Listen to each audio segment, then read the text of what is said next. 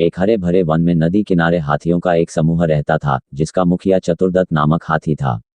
वर्षों से वह समूह उस वन में सुखमय जीवन व्यतीत कर रहा था, लेकिन एक समय वन अकाल की चपेट में आ गया। नदी का जल सूख गया, वन की हरियाली चली गई और हाथी भूख प्यास से मरने लगे।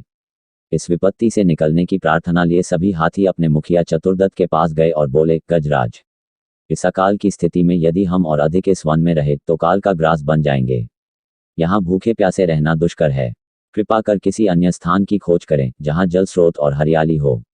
उद्धरण चिन्ह। चतुर्दत्त विचार मग्न हो गया। कुछ देर विचार करने के बाद वह बोला, यहाँ से कुछ दूरी पर एक तालाब है जो पूरे वर्ष जल से परिपूर्ण रहता है। हमें वहीं चलना चाहिए। कल सुबह ही हम सब उस तालाब की ओर चलेंगे।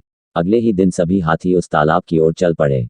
5 और 5 रात की यात्रा पूर्ण कर वे वहां पहुंचे। जल से पूर्ण तालाब को देख वे बहुत प्रसन्न हुए और दिन भर वहां क्रीड़ा करते रहे।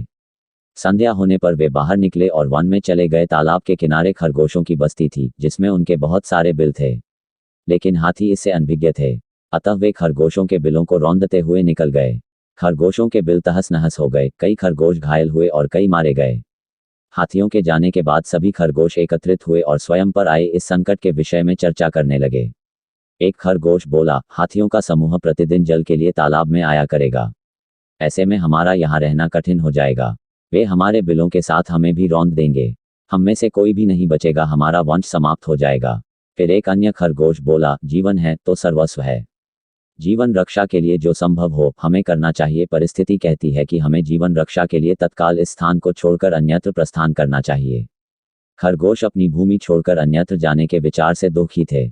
उनका दुख देख लंबकर्ण नामक खरगोश आगे आया और बोला, हम वर्षों से इस भूमि पर निवास कर रहे हैं। हम अपनी भूमि क्यों छोड़े? इस भूमि पर हमारा अधिकार है। हमें हाथियों से बात कर उन्हें यहाँ आने से रोकना चाहिए।